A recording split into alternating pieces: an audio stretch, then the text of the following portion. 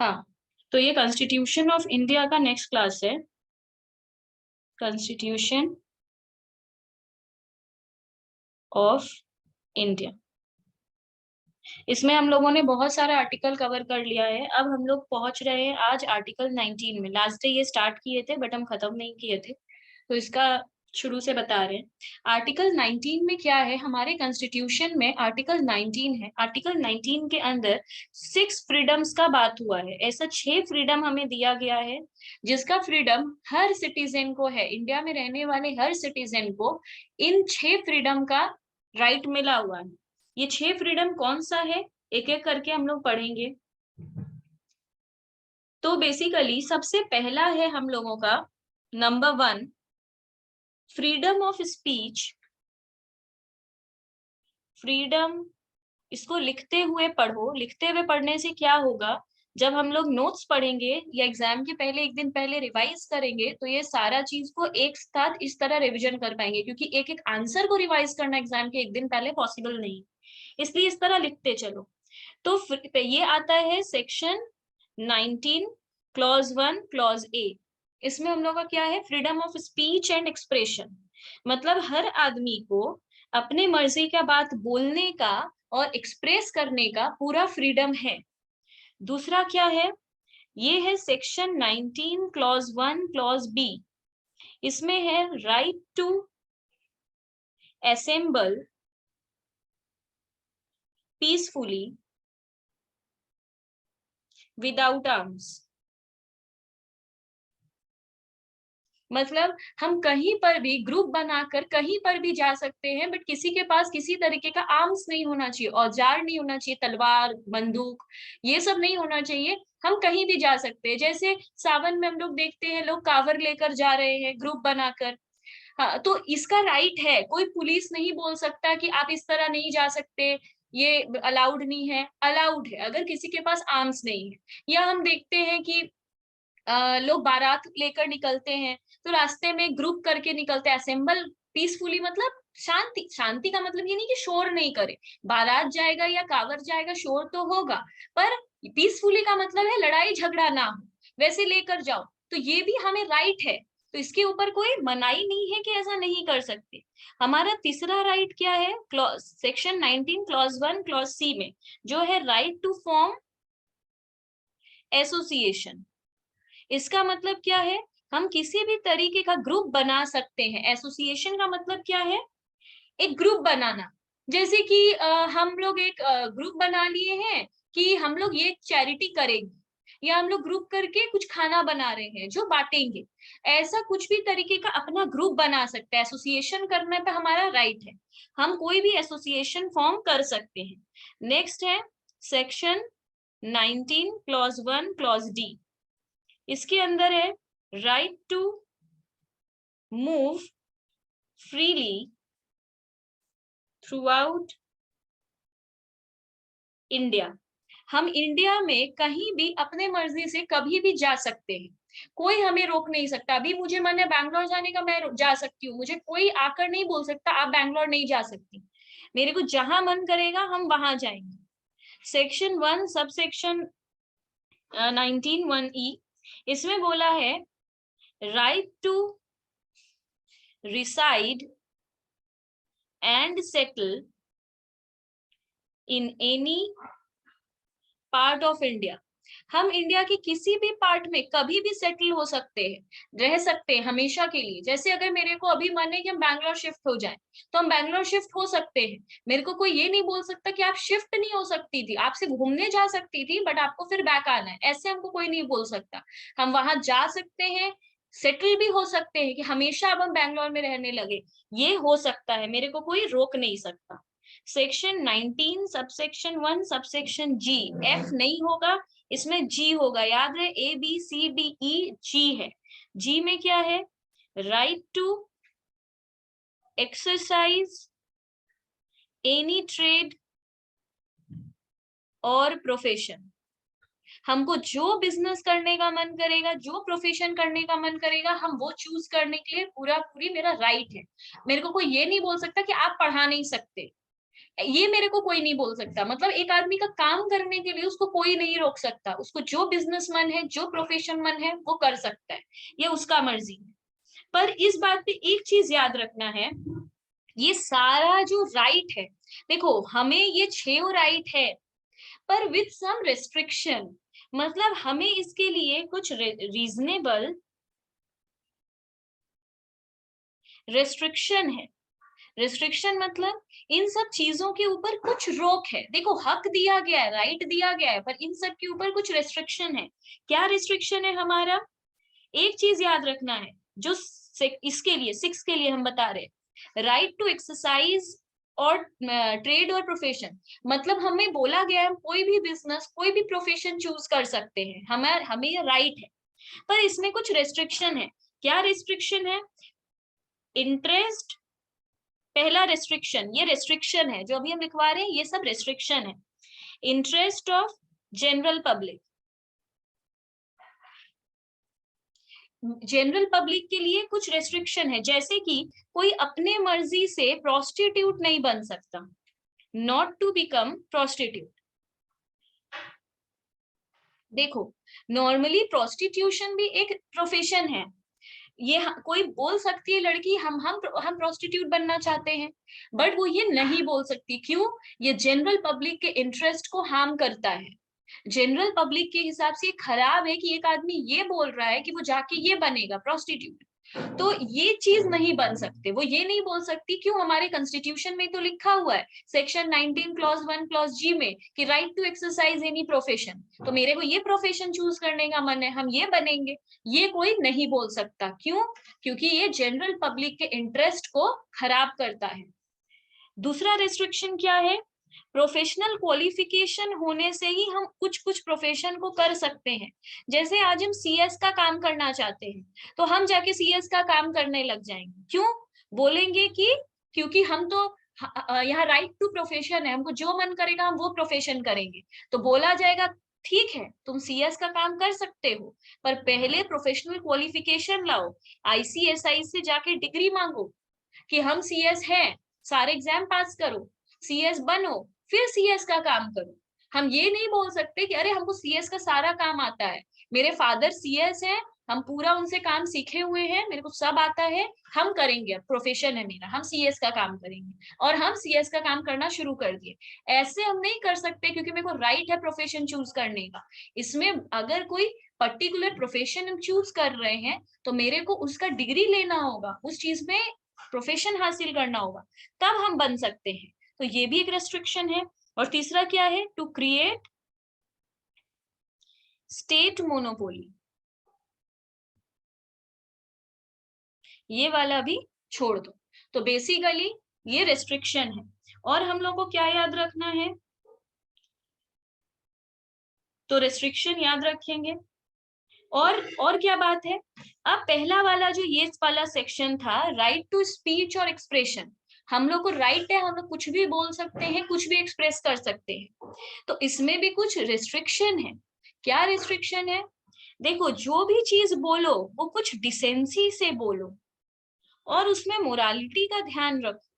जैसे अभी तुम लोग को मेरे पढ़ाने से प्रॉब्लम होगा, गुस्सा आ रहा है मेरे ऊपर कि यार ये क्या पढ़ा रही है, क्यों पका रही है, तो क्या मेरे मुंह पे बोल दोगे कि मैम राइट टू स्पीच है, हम लोग कुछ भी बोल सकते हैं, तो हम बोल दिया आप एकदम बकवास पढ़ाते हैं।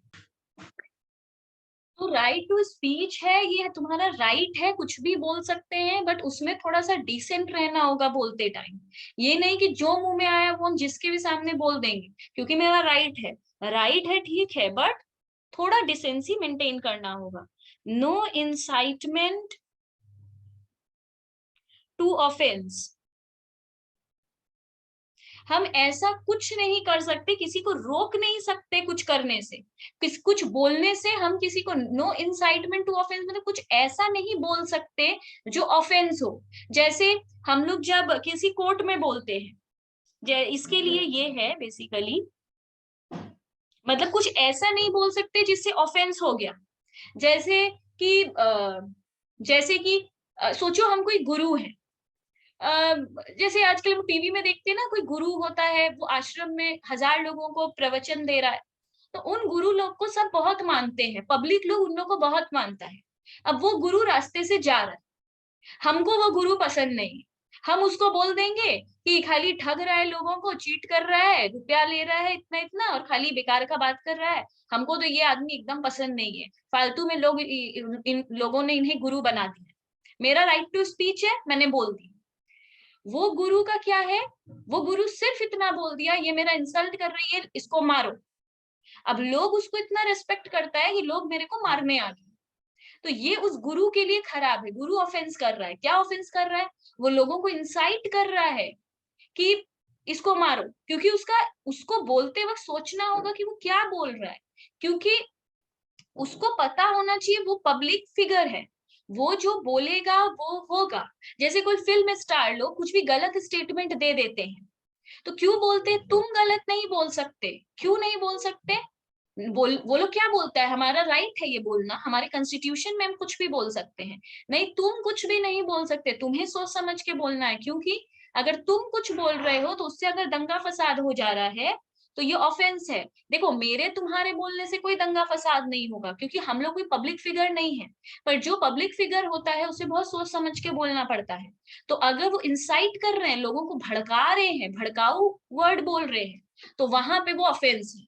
भले वो भी, हम भी गलत बोले, हमको भी नहीं बोलना चाहिए था, हम डिसेंसी मेंटेन नहीं किए, बट मेरा वाला ऑफेंस नहीं है कि मेरे को जेल हो जाएगा, मेरे को फाइन देना पड़ेगा, इतना बड़ा गलत चीज नहीं है। पर अगर वो गुरु बोल दिया तो वो ऑफेंस हो जाएगा। क्यों? क्योंकि वो एक पब्लिक फिगर है, पब्लिक फिगर जब बोलता है तो सोच समझ के उसको बोलना पड़ता है। तीसरा है can not disturb public policy और ऑर्डर। ये भी सेम ही चीज है जो अभी 2 में समझाए, ये कोई अलग चीज नहीं है, पब्लिक पॉलिसी जिससे खराब नहीं हो, सेम चीज, कुछ ऐसा मत बोलो जिससे हार्म हो, ये सेम ही चीज है। डिफेमेशन, देखो, राइट टू स्पीच के अंदर ना सिर्फ बोलना नहीं आता है, कुछ तुम प्रिंट करवा रहे हो, न्यूज़पेपर में लिखवा रहे हो तुम लोग, मूवी में जो चीज हम लोग डालते हैं, जैसे मूवी में क्या दिखाता है जो रियल में हो रहा है, कश्मीर फाइल्स में आज क्या दिखाया जो रियल में हो रहा है कश्मीरी लोगों के साथ, तो डायरेक्टर तो वो बोल ही रहा है, मूवी के सहारा लेके, मूवी के द्वारा वो हम लोगों को बोल ही तो रहा है। न्यूज़पेपर में जो छाप रहा है, जो प्रिंट कर रहा है, वो हम लोग को बोल ही तो रहा है। या स्पीच का मतलब सिर्फ बोलना नहीं है मुंह से, सिर्फ माउथ यूज करके बोलने का यहाँ बात नहीं हो रहा है, लिख कर, कोई भी ड्रामा से, कोई भी मूवी से, कोई भी एक्टिंग से एक्सप्रेस भी करना है, इसलिए हम लोग यहाँ पे लिखते हैं स्पीच एंड एक्सप्रेशन, मतलब किसी भी तरीके से अगर उस चीज को बोल रहे हैं तो कुछ ऐसा चीज, जैसे मीडिया को आज हर चीज छापने का परमिशन है, वो कुछ भी प्रिंट कर सकता है, बट कुछ चीज पे मना होता है, ये आप बिना सबूत के नहीं छाप सकते। क्यों? क्यों?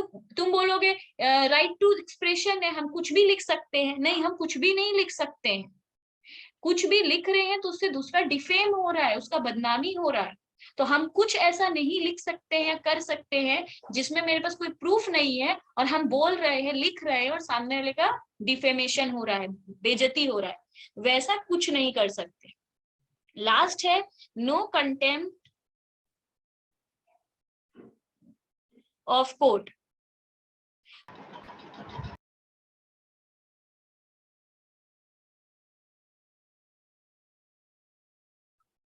हाँ, तो नो कंटेम्प्ट ऑफ कोर्ट क्या होता है, जहां पर ये है कि कहीं आज बोलने का राइट है हमारे पास, पर हम कोर्ट में कार्यवाही चल रहा है, ट्रायल चल रहा है, कोई केस पे बात हो रहा है, वहां पे बीच में उठकर हम अपना बोलने लगे कि हाँ इसी ने गलत किया था या मैंने कुछ नहीं किया था, तो जज क्या बोलता है, आप इस तरह बीच में नहीं बोल सकते।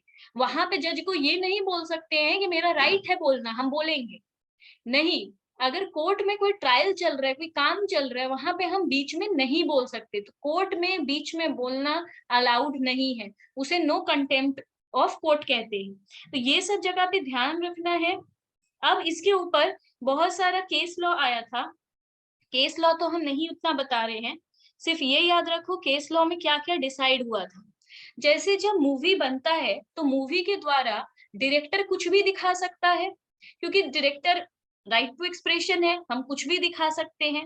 पर सेंसर बोर्ड क्या करता है, सेंसर बोर्ड बोलता है कोई भी मूवी को पहले सेंसर बोर्ड से पास होना पड़ता है। मतलब मूवी कोई भी सीन वो लोग काट देते हैं, अगर कोई गलत सीन है या जो हमारे सोसाइटी को खराब कर सकता है या सही नहीं है दिखाना, वो सब सीन्स को सेंसर बोर्ड काट देता है। और काटना पड़ता है डायरेक्टर और प्रोड्यूसर को, क्यों? क्योंकि सेंसर बोर्ड ने कहा है। तो इसके ऊपर एक बार एक केस हुआ था, सेंसर बोर्ड ने एक सीन को हटा दिया। तो डायरेक्टर ने कहा कि नहीं, आप इस तरह नहीं हटा सकते, राइट टू एक्सप्रेशन है, हम कुछ भी एक्सप्रेस कर सकते हैं। सेंसर बोर्ड बोला नहीं, गलत चीज को आप नहीं दिखा सकते हो। तो अगर सेंसर कोई चीज को हटा रहा है तो वहां पे सेंसर राइट है, क्योंकि डायरेक्टर कुछ भी नहीं दिखा सकता है। तो इसके ऊपर जो केस था वो था pre censorship of film is justified. अगर सेंसरशिप के ऊपर कोई चीज दिखा रहा है तो वो जस्टिफाइड है, वो लोग वैसा कर सकते हैं, हमको मना कर सकते हैं। अब सोचो कि कोई चीज पब्लिकेशन हो रहा है, तुम न्यूज़पेपर जर्नलिस्ट हो, जो मन करेगा वो प्रिंट कर दोगे? नहीं। तो इसके ऊपर और एक केस लॉ था कि pre censorship on publication of views. कुछ व्यू को हम लोग पब्लिश कर रहे हैं तो वो हटा सकते हैं। तीसरा क्या है, देखो, साइलेंट रहना भी हमारा राइट है। एक तीसरा केस लॉ आया था, केस लॉ ये आया था कि कहीं पे नेशनल एंथम बज रहा था, नेशनल एंथम बज रहा है, सब उसे गा रहे हैं, मतलब बज रहा है और सभी गा रहे हैं, सिर्फ मैं नहीं गा रही, मुझे मन नहीं है गाने का, मैं चुप हूँ। तो एक क्या हुआ था, एक केस में एक गवर्नमेंट एम्प्लॉई था, वो उस गवर्नमेंट ऑर्गेनाइजेशन में ही खड़ा था और वहां पे नेशनल एंथम बजने लगा, सभी लोग गाने लगे, पर वो जो गवर्नमेंट एम्प्लॉय था वो नहीं गा रहा था, वो खड़ा था, रिमेन साइलेंट।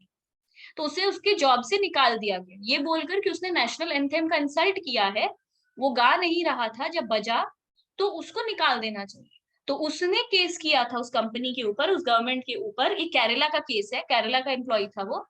तो वो इस केरला गवर्नमेंट के ऊपर केस किया कि ये गलत है, हमको नहीं मन था तो हम नहीं गाए। तो कोर्ट ने बोला ये सही है, हमें कब बोलना है, कब चुप रहना है, ये राइट भी हमारे पास है। तो हमें राइट टू रिमेन साइलेंट भी है। अगर हम कुछ नहीं बोलना चाहते हैं, नहीं गाना चाहते हैं, तो ये हमारे ऊपर है कि हम ना गाएं। तो इस टॉपिक को लेके आप मुझे जॉब से नहीं निकाल सकते कि मैंने नेशनल एंथम नहीं गाया, मैंने इंसल्ट किया। तो ये याद रखना, ब्रैकेट में मैं नेशनल एंथम लिख दे रही हूँ, याद रहेगा, नेशनल एंथम नहीं गाने पे उसे बोला गया था, तब ये क्लियर किया गया था कि रिमेन साइलेंट भी एक तरीके का राइट। अब हम लोग आते हैं आर्टिकल 20 में। आर्टिकल 20 किस चीज के बारे में है? It guarantees 3 protection. ये वाला आर्टिकल जो कॉन्स्टिट्यूशन में डाला गया है, इससे हमें 3 तरीके का प्रोटेक्शन मिलता है। पहला प्रोटेक्शन क्या है? Double jeopardy. इसका मतलब क्या है? डबल जियोपार्डी, जियोपार्डी वर्ड का मतलब होता है पनिशमेंट। हम किसी भी एक पर्सन को एक ही गलती के लिए 2 बार पनिश नहीं कर सकते। जैसे कि सोचो, मतलब no person can be punished twice for the same mistake. सोचो, किसी ने पहले रेप किया, उसके बाद उसने उसे मर्डर कर दी, उसने 2 गलती किया है, तो उसे एक साथ दोनों गलती की सजा मिल गई, उसे रेप का अलग मिलेगा, मर्डर का अलग मिलेगा। यहाँ पे उसे 2 सजा मिलेगा। पर अगर उसने सिर्फ मर्डर किया है तो एक बार वो मर्डर का लिए 10 साल उसको सजा हो गया, वो फिर आया, फिर से उसे 5 साल की सजा दे दी गई। ऐसे नहीं होता है, सेम गलती के लिए 2 बार किसी को सजा नहीं दिया जा सकता, एक गलती के लिए एक ही बार सजा होना चाहिए। तो इसको लिख लो, इतना सारा आंसर मैंने नोट्स कॉपी में नहीं है, तो ये सब यहाँ से ही हम लोग पढ़ लेंगे। No person can be compelled to be punished twice for the same offense.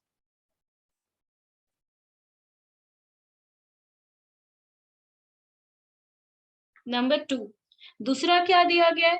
दूसरा प्रोटेक्शन हमें दिया गया है self इंक्रीमेशन।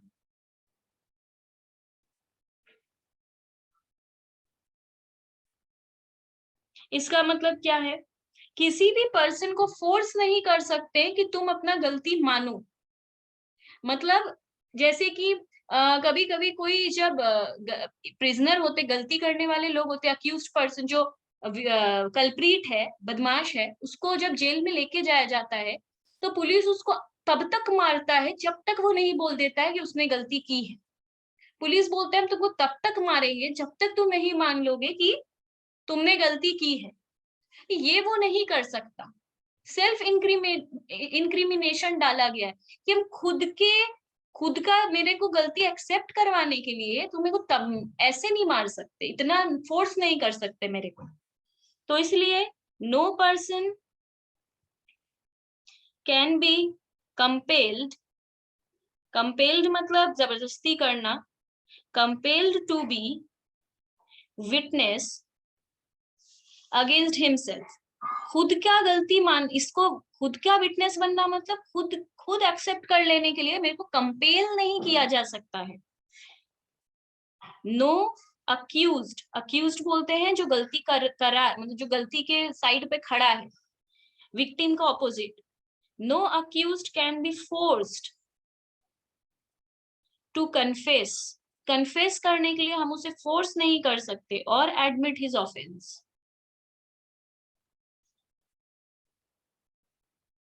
Number 3, no ex post facto laws in criminal law. देखो दो तरीके का लॉ है, एक क्रिमिनल लॉ है और एक सिविल लॉ है। सिविल लॉ के अंदर आता है जो आम आदमी का गलती रहता है, जैसे घर का मैटर, प्रॉपर्टी का मैटर, डिवोर्स का मैटर, ये सब क्या है? सिविल लॉ है। और क्रिमिनल लॉ क्या है? मर्डर, रेप, चोरी, ये सब क्या है? मतलब वायलेंस, ये सब क्या है? सब क्रिमिनल लॉ है। क्रिमिनल लॉ का जब पनिशमेंट मिलता है तो एक्स पोस्ट फैक्ट पे नहीं मिलता है। मतलब जैसे अभी जो गलती, मतलब रेट्रोस्पेक्टिव नहीं होता है। रेट्रोस्पेक्टिव होता है। रेट्रोस्पेक्टिव का मतलब क्या होता है? जैसे जिस दिन से, जैसे अगर आज मैंने कोई गलती की है, आज मैंने मर्डर की है, तो मेरे को बस इसी दिन से, मर्डर से ही मुझे सजा मिलेगा।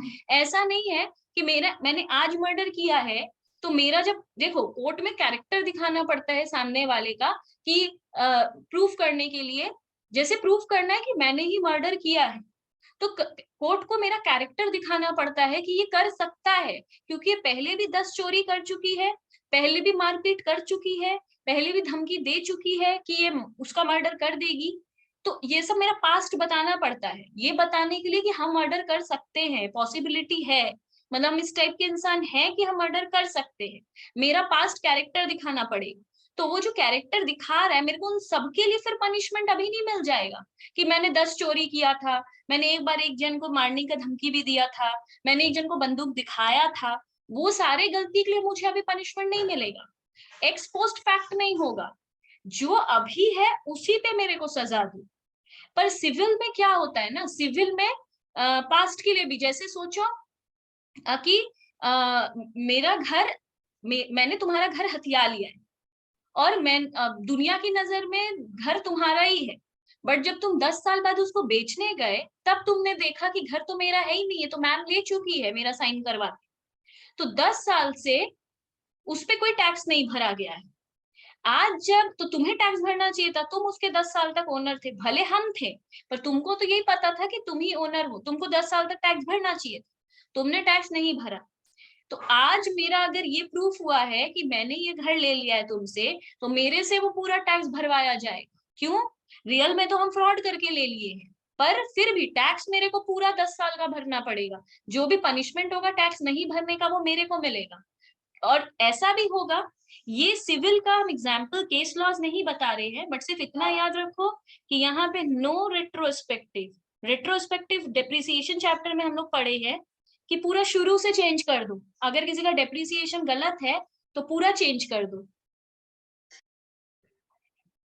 ये बात याद रखना है कि जो सिविल लॉ होता है उसमें प्रोस्पेक्टिव इफेक्ट भी होता है, रेट्रोस्पेक्टिव भी होता है। हो सकता है जिस दिन से गलती की है सिर्फ उसी दिन से मेरे को पनिशमेंट मिल रहा है, या फिर हो सकता है पूरा बैक जाके मेरे को शुरू से सारा पनिशमेंट मिल रहा है। ये सिविल लॉ में हो सकता है, पर क्रिमिनल लॉ में सिर्फ प्रोस्पेक्टिव होता है। जिस दिन मेरा गलती पकड़ाया है हम सिर्फ उसी दिन से उसी गलती का पे ऑफ करेंगे, शुरू में जाके सारा का हम एक साथ पे ऑफ नहीं करेंगे। तो इतना बोला गया है आर्टिकल 20।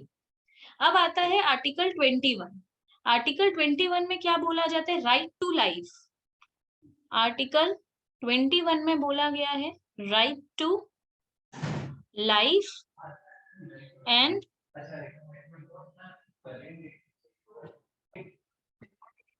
तो आर्टिकल 21 में बोला गया है right to life and personal liberty. Right to life and personal liberty में क्या बात है कि हर इंसान को लाइफ का राइट है। लाइफ का राइट है मतलब no person shall be deprived of his life. कोई भी इंसान को ये नहीं बोल सकते कि तुमको लाइफ का राइट नहीं है, या फिर जैसे लिख लो, right to life is available with dignity